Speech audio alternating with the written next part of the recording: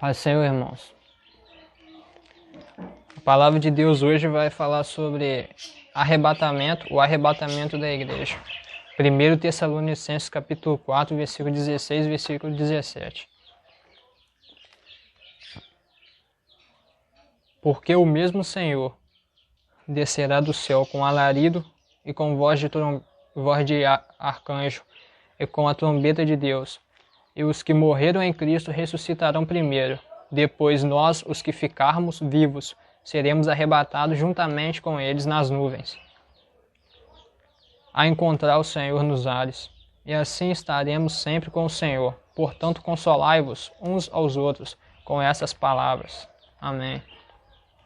O estudo pentecostal diz: o termo arrebatamento deriva da palavra raptus, em latim, que significa arrebatado repentinamente e com força. O termo latino raptus equivale a rapazo em grego, traduzido em arrebatado. Esse evento descrito aqui e em 1 Coríntios capítulo 15 refere-se à ocasião em que a igreja do Senhor será arrebatada da terra para entrar-se com ele nos ares. O arrebatamento abrange apenas os salvos em Cristo. Instante antes do arrebatamento, ao descer Cristo do céu para buscar a sua igreja, ocorrerá a ressurreição dos que morrerem em Cristo.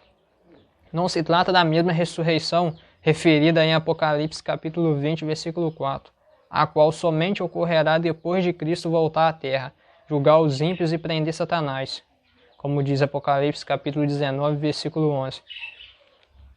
A ressurreição de Apocalipse capítulo 20, versículo 4, tem a ver com os mártires da tribulação e possivelmente com os santos do Antigo Testamento. Ao mesmo tempo que ocorre a ressurreição dos mortos em Cristo, os crentes vivos serão transformados, seus corpos se revestirão de imortalidade, como disse 1 Coríntios capítulo 15, versículo 51 até o versículo 53. Isso ocorrerá no instante, no abrir e fechar de olhos. Tanto os crentes ressurretos como os que acabaram de ser transformados serão arrebatados juntamente, para encontrar-se com Cristo nos ares, ou seja, na atmosfera entre a terra e o céu. A atmosfera é um termo científico, né? Porque a Bíblia não chama atmosfera, não, chama domo, né? Que no começo da Bíblia fala que Deus criou um domo para separar as águas de cima das águas de baixo. Agora, a atmosfera é um termo científico, não é um termo bíblico, né? Até perdi onde eu estava.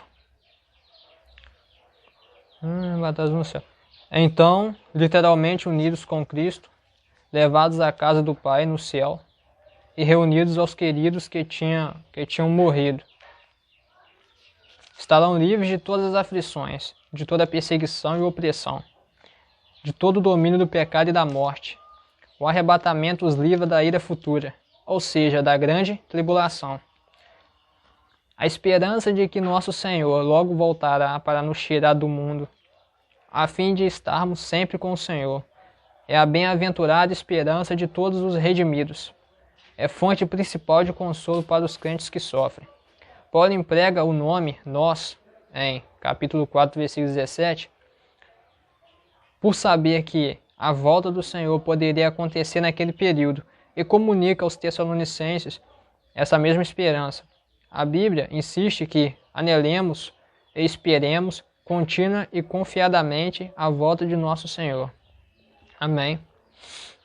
Quem está na igreja não abandona o pecado e o mal, sendo assim infiel a Cristo, será deixado aqui no arrebatamento, como diz o livro de Mateus, capítulo 25, versículo 1, Lucas, capítulo 12, versículo 45. Os tais ficarão neste mundo e farão parte da igreja apostata. Depois do arrebatamento virá o dia do Senhor, um tempo de sofrimento e ira sobre os ímpios. Seguir-se-á a segunda fase da vinda de Cristo, quando então ele virá para julgar os ímpios e reinar sobre a terra. Mateus capítulo 24, versículo 42 até o versículo 44. Amém. Só até aqui mesmo. Interessante que aqui no versículo 18 fala: consolai-vos uns aos outros, né?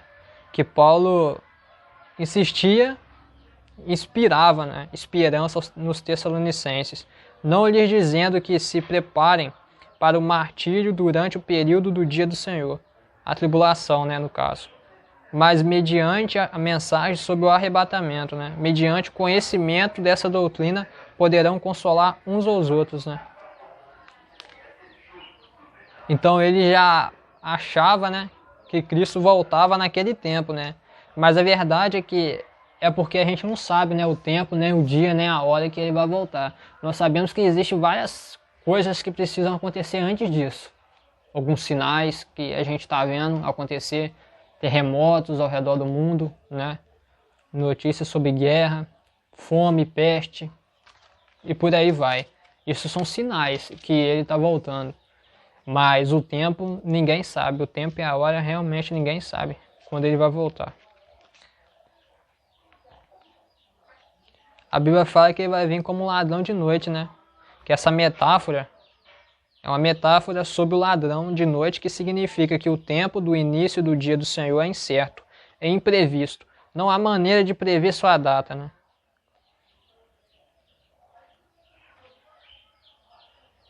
Então, não tem como saber mesmo. Versículo 2. Espera aí, deixa eu ver.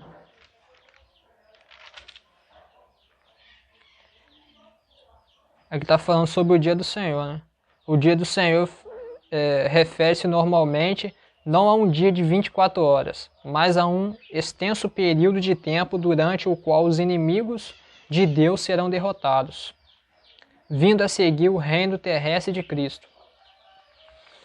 Esse dia começa quando o juízo e tribulação divinos e direitos caírem sobre o mundo, no fim desta era. O período da tribulação está incluso no dia do Senhor. Essa ira de Deus culmina com a vinda de Cristo para destruir todos os ímpios. Segundo parece, o dia do Senhor começa no momento em que as pessoas estão confiantes na paz e na segurança. O dia não surpreenderá os crentes como um ladrão de noite, porque eles foram destinados à salvação e não à ira.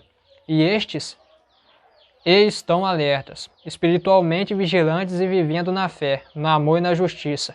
Os crentes serão livres da ira futura pelo Senhor Jesus Cristo, quando ele vier nas nuvens para arrebatar sua igreja e levá-la ao céu. O dia do Senhor terminará depois do reino milenar de Cristo, como diz o livro de Apocalipse, capítulo 20, versículo 4 até o versículo 10, na ocasião da criação do novo céu e da nova terra, né? Amém. Só até aqui.